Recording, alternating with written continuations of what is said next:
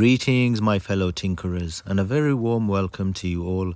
Now a lot of you who follow the channel will know that I try and pick the most battered looking watches to restore, otherwise the videos just don't get much interest. But some of you ask how a watch gets into such a state in the first place. On this occasion I myself wondered why someone threw such a nice little piece in a parts bin, as it wasn't obvious to start off with. But from experience I know there's always a tinkerer behind it. There's usually a monumental cock-up somewhere, followed by tears and regret, and the inability to look at that project in the eye again. And then another project comes along, and the old project gets pushed from pillar to post until it finds someone else to have a go and give it some tender love. This movement comes out from the top, so we need to remove this bezel. Oh, wow. That is absolutely stunning. This one's gonna turn out beautiful. I got a funny feeling. So this is an Oris Super from the 1960s with an Adolf Shield movement known as the AS-ST 1950. This caliber may not be that well known on the streets, but amongst watchmakers and tinkerers, it's known in a sort of non-famous kind of way. You know what I mean. Well, those of you who know, you know. It's known. This is known. Look at that dial. Oh, just absolutely stunning.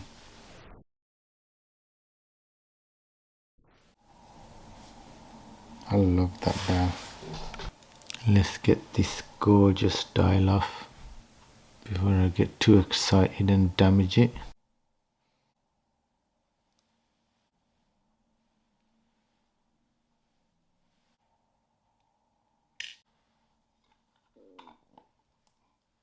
So you can see this movement has been finished to a nice standard compared to many of the other AS-ST1951s that I've done. So let's get this thing opened up.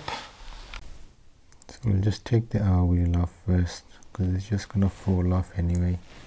So there's that little ghost pinion or satellite pinion, which is attached to the second wheel, I think. This movement was used by so many brands for dress style watches from that era. It's a 17 jewel manual wind, and our one has been finished to a nice standard. Let's put that stem back in and see if there's any power in there. Since it's my jubilee, 2-year jubilee, one of the first restoration videos I did was of an Oris Super, so I thought I'll revisit another one. Oh, now I can see there's a screw that's sheared off here by the looks of it with the click. Oh. So you see, sometimes you wonder why something as nice as this ends up in a junk box, and you think, why didn't somebody fix it up? Well, now you know why. When I saw it, I thought, whoa, that's a bit of a find. Now you realize why somebody just threw it in a box and let it get into such a bad state. Well, at least the spring's there. Let's try and remove this bridge first. I used to do tons of these movements. Hello mate. Do you know that stuff's got niacinamide in it? Yeah. Do you know what that is? Is this some acid? Niacinamide. Yeah, it's just shrink your pores. To shrink your pores? Yeah. But is niacinamide dangerous? No. Have you done research on it? Yeah. Okay, I'll have to look into that, because it sounds a bit dangerous to me. No, it's in my friend of my cream that I'm. Thanks for the coffee. My emo daughter is currently at war, and she's dragged me into it unwittingly, and the war is against her spots. I forgot to press record, didn't I? Forgot to put all this back. That's where the ghost pinion was attached to.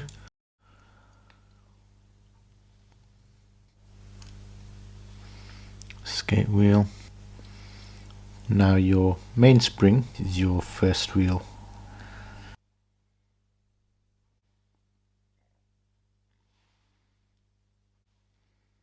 Bit of an unimpressive looking cock. That's how it is.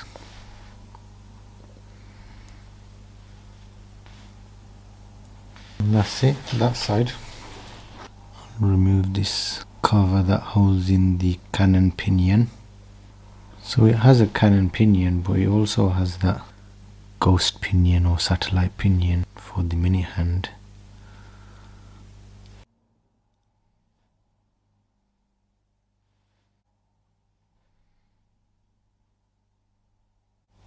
There's a little spring there as well, you can see.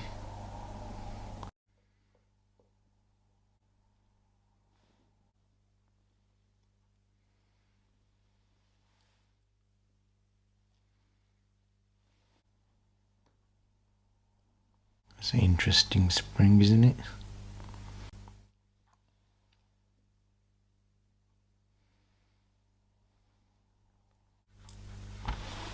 There we go, it should fall off. Setting lever screw should come out. And there's the rest of it. Sliding pinion, winding pinion. Bada boom!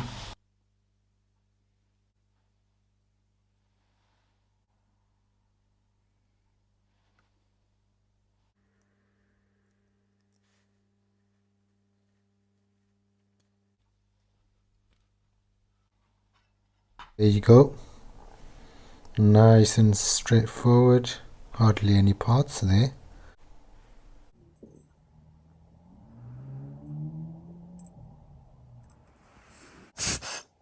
You guys seem to love my part stash more than you love me. So here's some of my Oris parts that I've pulled out. I won't show you all of it because you'll just say I'm showing off. But over here I have an AS ST 1950 51. Let's see what we have. Okay, so here's a couple of movements and you can see the finishing, the difference that I mentioned earlier. It's just standard finishing on this one. Some of them also had a little date function and you can see how that screw has sheared off and there's nothing to catch onto it, so I'll have to figure something out. I don't want to just use one of the bridges because you can see this bridge has the finishing on it. I'll try and extract that screw and then I can use the click from here. They're only socks. Just gonna chuck this in the ultrasonic for a bit and see if that loosens it up a bit. So on the Amiga video, which you can watch here, I was able to push out that broken screw by catching the thread and pushing it out with another screw. But on this one, this broken screw won't even budge. So I'm going to use this fancy tool here. So after many unsuccessful attempts with this tool, the post for the screw also started to deteriorate, and the solution in my ultrasonic has reacted to the plating on this bridge. Things were not going swell and this thing was putting up a fight, so I chucked it in some potassium aluminium sulfate. Take that! So I put this thing in some dissolved alum powder and it's been in there for a few days and we'll see if it's rusted out that screw. But you can see that the little post that's supposed to be there has also gone during my efforts to remove the screw, so we'll have to try and raise that little post again somehow. You can see here that's what it's supposed to look like, and on our one you can see it just looks like scrambled eggs. So I'm going to use this little cup there and see if I can just shape that post slightly.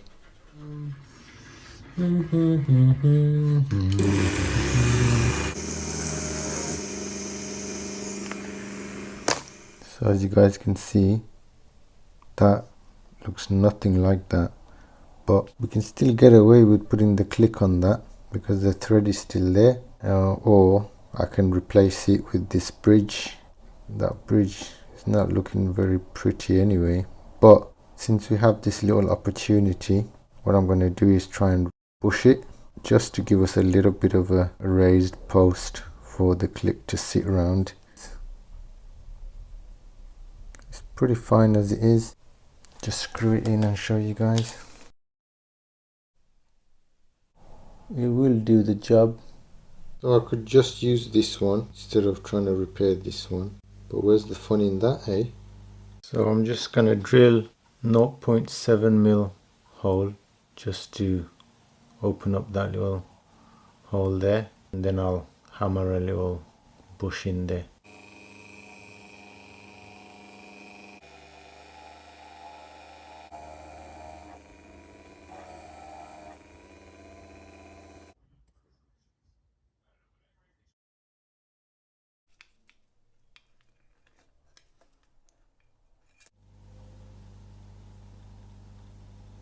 Just need this bit here.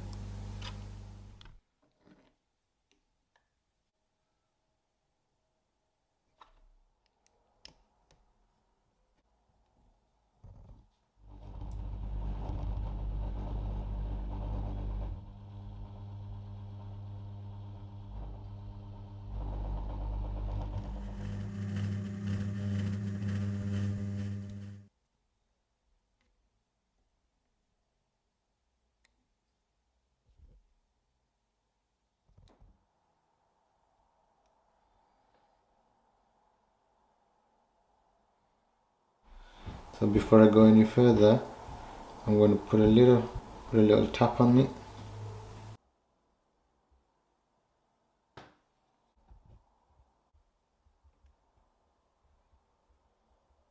You turn that down, please. So that's what I got so far. Now I'm just gonna hammer it in, then I'll tidy it up. So there's our little hole. That's gonna fall. So as you can see, I haven't really cut this to any sort of size lengthwise, because if I did, there'd hardly be anything for me to hold on to. So I'll hammer it in first, and then I can shave the bottom and the top off.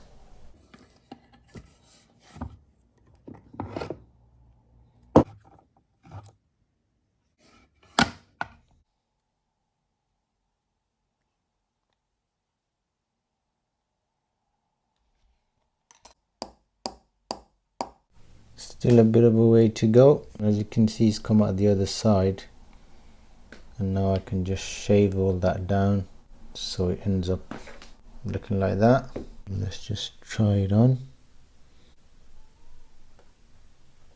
So there you go, you can see it fits nicely, and we just need to shave it down so that we can get that screw in.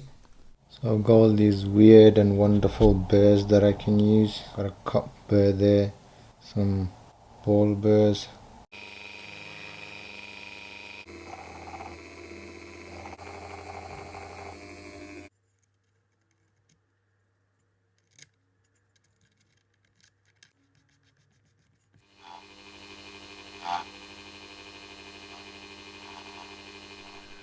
By spreading that brass as well, it's formed a nice connection.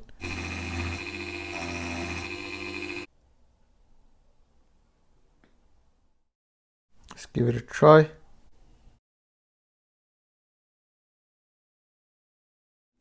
And this is how it sits now. Let's move on and give this all a wash and put it back together. Look how slim that case is. And it seems like some sort of coppering going on there through the gold. That side is decent, so we'll sort that out. There's the back, and there's the little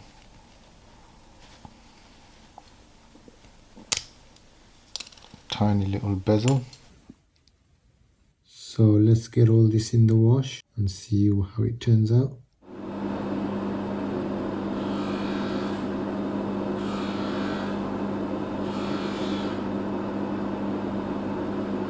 There's big ones here.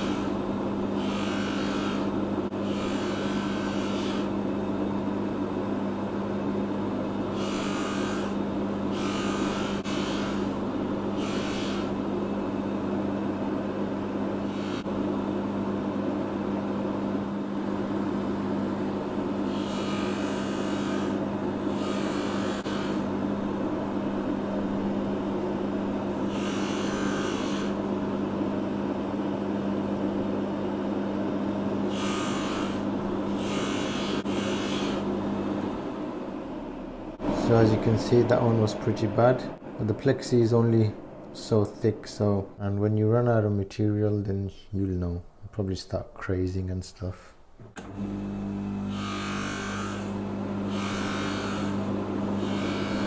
So even the bits where there aren't scratches, I'm going over it evenly to keep the whole plexi even.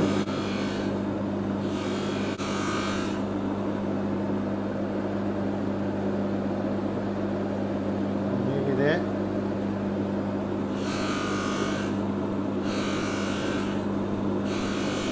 Again, gentle presses. You don't want to push it too hard onto the mop, otherwise you'll melt it. Let's have another look. So you can see most of it's gone. It's just that one big deep one that was here. Still shows a reflection of the original scratch. So we'll go a little bit further on that one.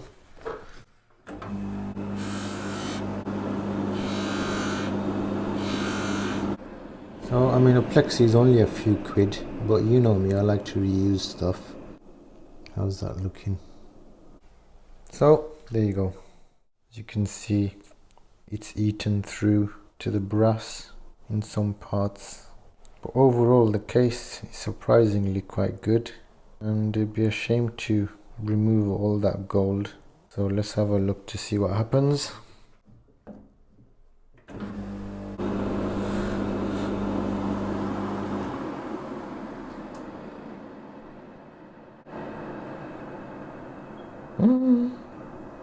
Don't worry, that's just the rouge.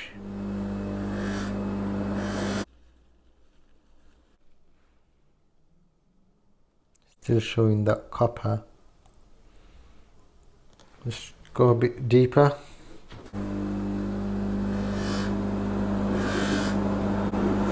I think my rouge mop needs a clean.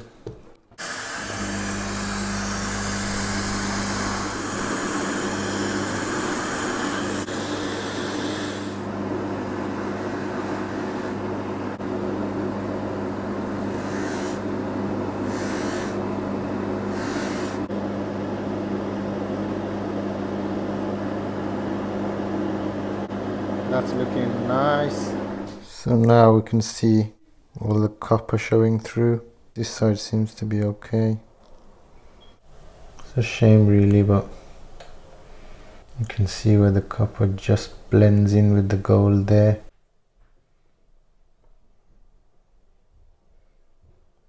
Here as well. So let's go all the way with this one. There's the bezel.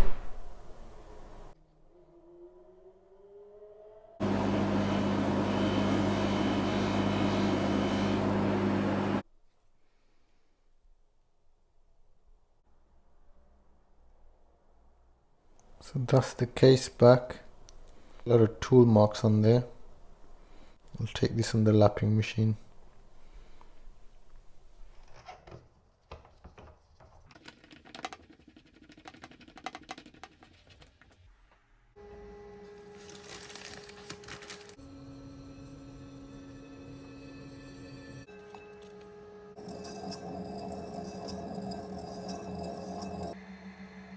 I love you, oh, I love you. Hey, give me my case back, man. Okay, so plexiglass. That's the bezel. That's the case back. And that's the case. I've removed the copper and that's just brass. We've cleaned everything up. We can see where the brass and the gold meet. Looks like I'll be gold plating it after all. So I'll give that a final polish, and then I might do a copper strike on it and then finish off with gold. And there's the plexi. It's come out really nice. There's the back. Do a little straight grain in the middle there. Put a final polish around the edge. Power supply, electro cleaner, some copper strike, some gold and some nickel activator. Then I've got my 4 distilled water.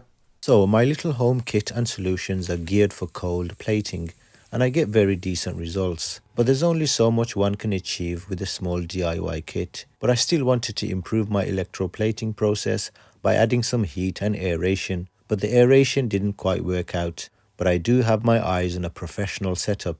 But there's a fine line between having your eyes on something and having your hands on it, and standing on that fine line is usually a very fine accountant. But in the meantime, however, I have decided to try and improve my plating by adding some copper strike, which my supplier advised me on, and since our case did show signs of a copper layer, I've decided to give it a try. Copper.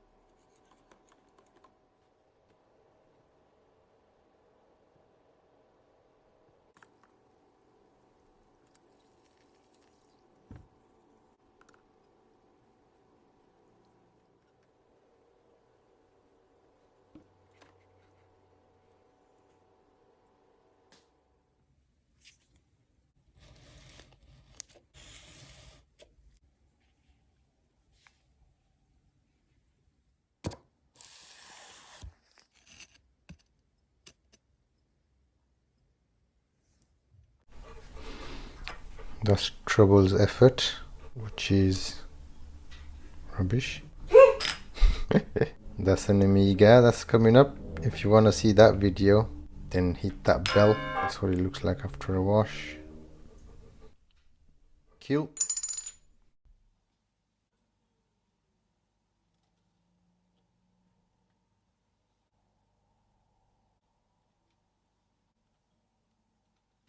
That's our replacement screw for the click. And that's a little click that was missing as well.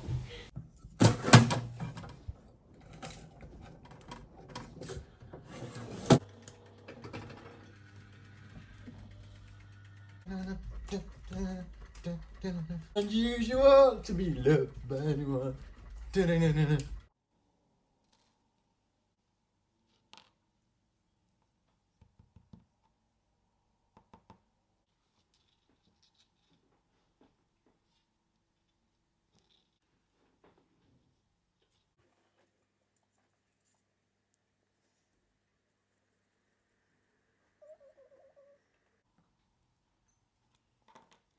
That's sticky. Should stand. Yeah, that's better. Come on.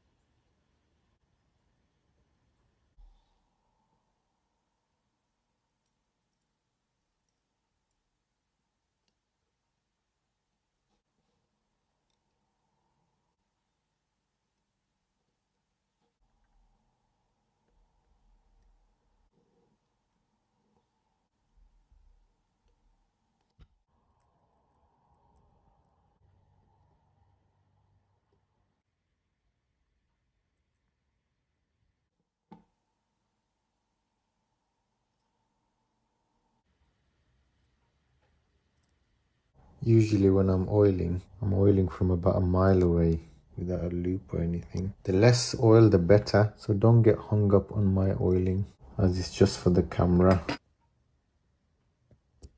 This click spring looks like it was made by someone.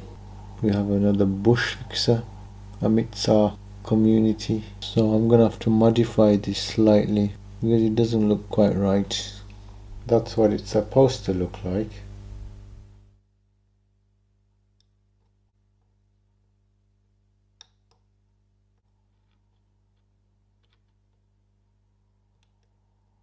So there we go, looks a little bit better and more closer to what it's supposed to look like. So let's see if our little bit of dog's dinner works.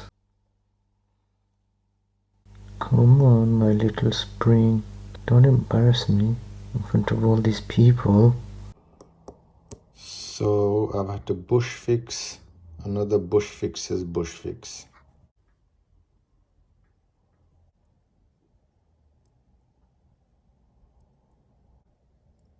I'll stick the ratchet wheel on first so our spring doesn't go AWOL. Now then, let's test out our click. Whoever worked on this watch had a hard time with this click.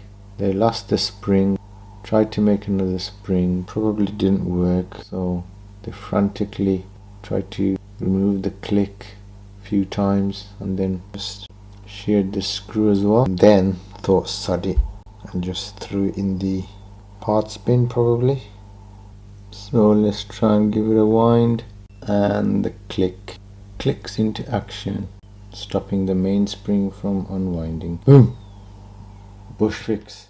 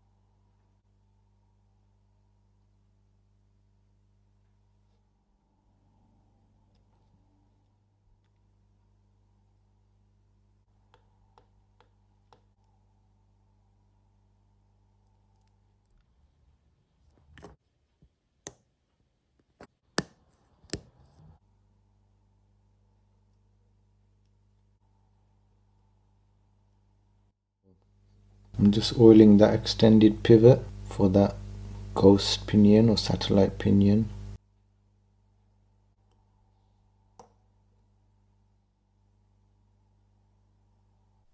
So we've got this minute wheel here that will sit in that little hole there, and you can see that spring will butt up against it. So I'll just oil that pivot.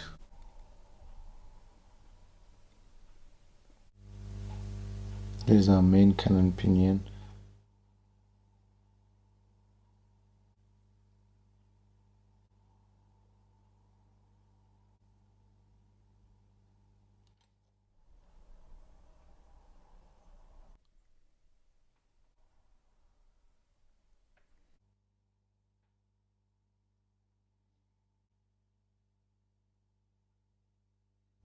So give it a few turns.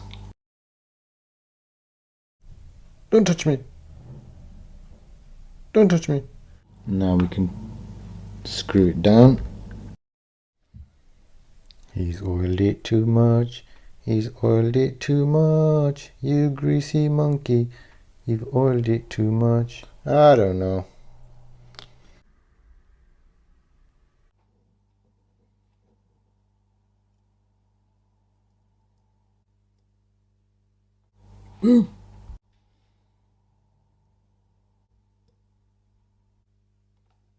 So we have a little KIF shock setting, which is slightly different to the Inca block.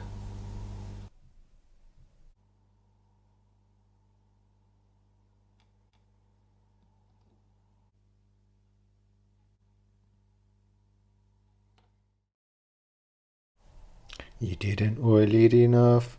You didn't oil it enough. You stingy monkey. You didn't oil it enough.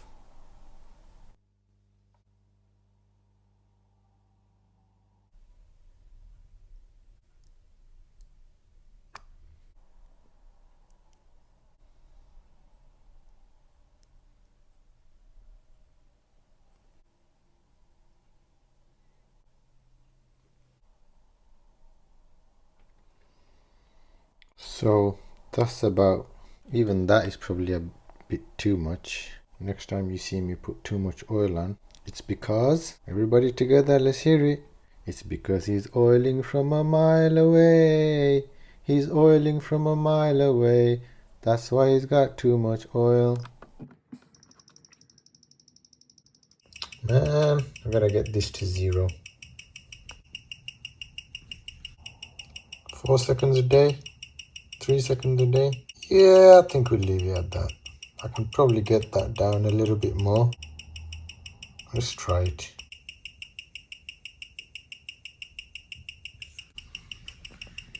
Oh yeah. Oh, now I've gone the other way. Ugh. So it's gaining. So what we want to do is minus it slightly. Minus. And now you can see it's going down. I think I've gone too much. That's probably the best we can get it. Ooh, that is the best. Yippee!